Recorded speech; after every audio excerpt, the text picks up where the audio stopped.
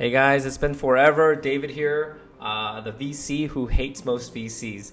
Funny thing about that line is it's been getting a lot of attention this past year.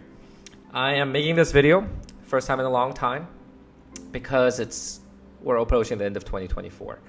And 2024 has been interesting. I've experimented a lot on LinkedIn, on YouTube, the various social media fronts, to figure out where my comfort zone is and to see where I could be most effective.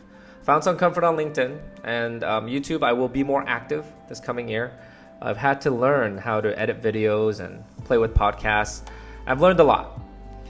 Here today, I'm going to share with you some of my 2025 goals and what I promise to do and some things you can look forward to, because I find that this YouTube channel for me is an interactive place where I share things with founders, executives, and business folks in Asia and the United States, wherever I am active at. And I think it's important that I share, not only for you to look forward to and utilize and take advantage of what I offer, but also for you to keep me accountable and for me to actually keep myself accountable. Because when I speak forth these things that I intend on doing and I put it in the public ether and I don't follow through, then that's kind of embarrassing, right? So part of it is that. So there are three things that I intend to do this 2025 coming year. One is definitely I intend to be more active with this social media front. One of the things that I'm working on, if you know, was Leverage Asia platform, which was a platform for my podcast. Now, don't get me wrong, I enjoy interviewing people, learning about new people, and sharing these discussions with the world. However, I decided to pivot Leverage Asia a bit. I've decided that it shouldn't just be me talking to people, because I've realized something. There are many podcasts out there, and there's no way for me to differentiate or add immense value, because that's important, right? The time we put in and the value we output for the community or the ecosystem or the world is very important. And I did not want to just speak with people and have nobody listen to it. So I'm not going to stop the podcast. I'm just going to try to make it more effective by tailoring it to people's deepest kind of big pain point is, massive pain points. And one of the big pain points I realized that many of you, and those of you who are in Asia and in the United States, all of you have is sales. So I'm actually going to do some sort of sales coaching or training. I'm going to put together something about sales to help you guys. I hear about 150-ish pitches every month. And I see a common denominator mistake that everyone makes when it comes to sales. And I think I can help. I've been selling all my life. And I've been quite bad at it and good at it. And I've gotten to be, overall learn a lot about it and have a lot of wisdom that I can share with folks. And it's not just going to be from me.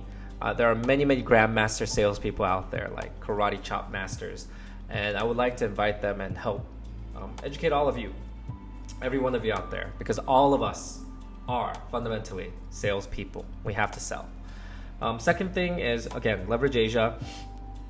I'm thinking about helping executives, market leaders in Asia expand and play at the global stage better. Maybe it's going to revolve around conferences. What I realize is that a lot of people feel that conferences are a waste of time and money. They are a waste of time and money if you don't know what the heck you're doing at conferences. It's an actual game that you have to know how to play. When you get to conferences, many people just go there and act like it's a party. It's kind of like a college party or any party you've been to. There are people who actually enjoy the party and get the most out of a party. And then there are the vast majority of people who are just kind of there in the background, and they're there to enjoy the party as bystanders, but they're not really participating and really taking charge at the party. Most of you, I think, especially if you're from Asia and going to, some global conference, are not active participants at these conferences. Many of you guys are actually passive and in the background. You're not the main protagonist. And if you're not the main protagonist, you're really not taking value and extracting value out of these conferences. So second thing I want to work on in 2025 is help leaders in Asia, market leaders in Asia. You've dominated your sector or your division or your industry. I want to help you take it to the next level. Something I'll be working on. Last but not least, I do want to help set up accelerators. Now, this is not just me. It's me wearing my Ethos Fund hat and working with other venture capitalists and other partners to set up an appropriate startup accelerator. You do know that most accelerators out there are crappy. Most accelerators out there are kind of evil. They're crooks. They actually take money from you rather than helping you. So just let me take a step back.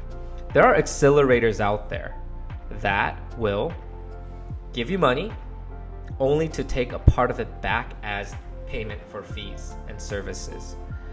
Here's why that's sketchy. Some of you might think, well, it's not that sketchy. They just give us what, $50,000, $75,000. Now I can give some of it back. It's a lot. It's my free money anyways for me. Well, you see, how these accelerators usually raise money is by going to investors, and let's say they raise $1 million. Now the investor who gives this accelerator $1 million gives it thinking and getting the promise that that $1 million will be spent on who? Nothing else but founders. You can't go use that $1 million to go party. You can't go use that $1 million to buy yourself a car. No, they have to use that $1 million for one thing and one thing alone, and which is to what? Invest in founders. Now, these accelerators find a loophole behind this. What they do is they give that money to founders. They kept the promise. And then there's a backdoor. They're asking the founders to pay them. So that's how they side door the money and then put it in their pockets, and that is sketchy.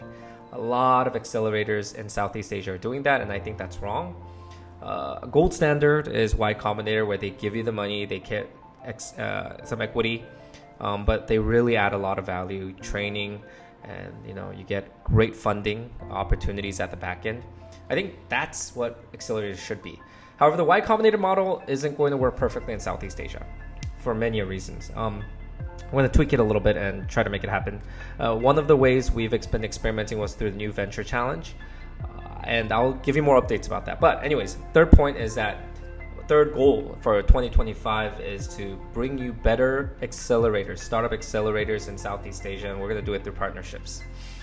If there are two additional things I'd like to add, I mean, everything good comes in threes, and those are my three career kind of professional things that I want to put forth. But I'd like to spend more time with family. I like to prioritize family more. And last but not least, I like to pray more. Whether you're Buddhist, Muslim, Christian, Jew, whatever religion you practice, prayer or meditation is one of those things that are a big part of religion. It centers us and helps us communicate and with God, the universe, whomever your religion connects to. And I think without centering ourselves and really taking the time to meditate and reflect, we ruin ourselves more. So that's something that I want to do more of as well. Pray more in 2025. Well, I hope that was helpful to you guys. Again, I share all this with you, not just to share some benefits that might come to you, but again, to get myself to be accountable. You keep me accountable, and when I speak forth these things, I'm keeping myself accountable as well. I hope this was helpful. If you have 2025 goals, I hope you'll share it with me. Comment below. And for those of you who have questions about the things that I've shared, please ask me questions. Happy to interact with you. A big part of me sharing a lot of this on YouTube, on these platforms, is so that there's a more real connection between the two of us. So please reach out, let me know.